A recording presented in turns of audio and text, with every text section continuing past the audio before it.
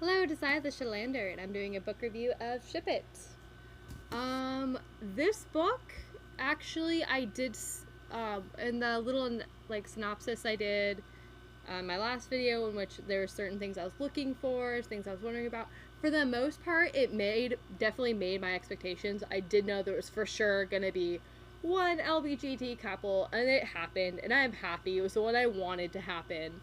I'm not going to say who because I don't want to spoil it for those of you who may want to read it. Anyways, so that was super exciting for me. I'm like, yes, an LBGT couple. Because I feel like there's not enough of that, especially definitely not enough in shows. At least not the shows that I'm into. There doesn't seem to be enough of. There's some shows that are starting to do more, but for the most part, there's a lot lacking. Anyways, I did love this book because it does really dive into the whole shipping thing. The only thing I couldn't relate to in much of this book is there's a lot about Tumblr. I'm not a Tumblr person. I tried to do it once and I just couldn't get into it. I do read fan fiction. I do, and I've actually written a few. They're badly written. Very badly written. I don't think my account's up anymore, actually. I just kind of read now for myself and don't write anymore. But it was nice kind of like seeing that again, though, like understanding like, yes, the author understands fandom, and it's so nice to see that because it feels like a lot of creators, especially knowing that the author actually does work on Riverdale. So that's cool. Like, yes, there's someone on the staff that understands fandom. So I really like that. I really like that, the author understands, fans. They understand when you make two like people look at each other certain ways, we're gonna assume something's gonna happen, regardless if they're, their gender. If you set up situations, people are gonna read it a certain way. I do like that the author also addresses queer baiting in shows in the book, so that was really nice. And that is a very common practice in television of queer baiting. Um, so I like there's actually, it makes it seem like there's gonna be a queer couple, and there is. And I'm really happy about that. Honestly, there are things that the main character Claire and the main character Forrest both do that drive me crazy, and I'm like, how can you do this? And I like want to like talk to them, and I'm like, they are fictional characters. I can't tell them not to do something. But I liked that they had faults. Literally every character had something I didn't necessarily like that they did. I didn't agree with it, but I'm just like, honestly, that makes them a better character in my book. Because if there's a perfect character, I don't relate to them. I can relate to Claire being an extreme fan. I can, not to the lengths that she went in the book, because honestly, I'm a little bit more like the character. Let me double check her name. I read this like a few months ago, so I forgot some of the names. I'm bad with names. Let's see. Anyways, I relate to the artist girl that she ends up meeting. Again, I don't want to make any spoilers, so as long as I say is there's an artist that she meets, and she's honestly the character I would say relate to the most when it comes to how I view myself in fandom, where I ship a lot of couples, I like the idea of a lot of couples, but if they don't happen, I'm initially going to get upset over it, because I get it, a lot of shows aren't able to do that because of, depending on the studio or the people who run the show, it's not always going to happen, and I'm okay with that, personally. It sucks, but I've just kind of learned to accept it. But and then with Forrest, there are things that he does where he tries to shut down certain parts at conventions, and I'm like, not cool, dude. You can't do that.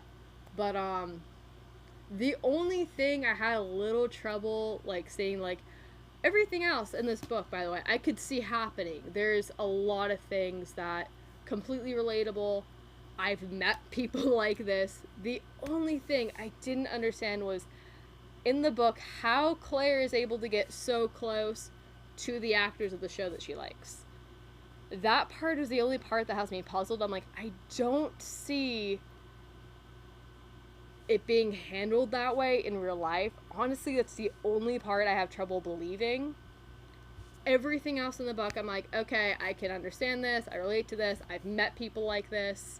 It's really good. I am glad the book itself did not have queer baiting, yet it addressed the issue. And I think a great way.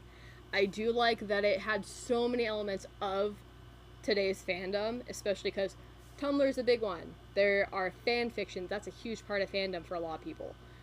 How extreme shipping can be. Because I have literally left fandoms over how extreme people can be in fan fiction and their shippings. So that was really nice to see, and like they kind of showed like this can have actual effects on people. So be careful how into a fandom you are. And I do like that it doesn't say fandom and shipping is bad. Being an extremist is, though. And I do kind of like that. I do think that there's messages. I do like the whole message of, you know, if you're, you know, queer, if you're any of the letters of the LGBTQ+, that you get to choose when you come out. You get to, like, only you know. And sometimes, and you might not know for a really long time, and that's okay. I liked that in this book. It's okay to not know what you are. It's okay to just be you and you want to be with. And I really like that this book kind of touches on that. I like that it talks about different kinds of relationships. I actually do, they're not a huge part of the story, but I love the main character, Claire's parents. She has the coolest parents I've seen in fiction in a long time. I like how Claire is dorky and nerdy and awkward, but she becomes this confident person online, and I think that's something a lot of people can relate to. I remember feeling super awkward in high school, so that was kind of nice seeing this, and like, it's okay to write really, you know, it's okay to write. It's okay to be yourself.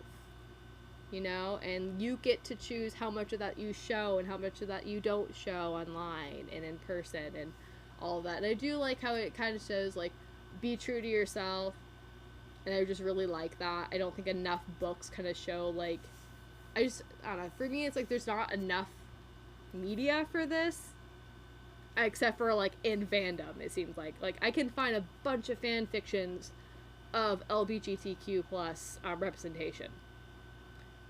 But when I try looking for it in media, I have to look specifically, and it's typically marked as older adult. Or like older, like super older teen, or you have to be an adult. Like, that's who it's, like, for. And it's such a shame. Like, we're more of it, which is amazing, but I really hope that this book ends up we get more books like this, because I got this at the young adult section in a Barnes & Noble. And again, I really hope to get more books like this. I'm kind of just rambling at this point. But anyways, I really enjoyed it. I do recommend it. I'm going to give this book 4 out of 5 Demon Hearts. Because I did really enjoy it. There's just, like I said, there's just that one thing I couldn't really see happening in real life. And if you get the book, you'll know what I mean. And you'll also understand why I'm giving it 4 out of 5 Demon Hearts. Anyways, if you do end up reading the book, share your thoughts. I would like to have a conversation about this book, because I cannot find any fan fiction or fan art. I can only find reviews, and a lot of the reviews are the opposite of, and that's okay, because we're gonna have different opinions. Anyways, bye!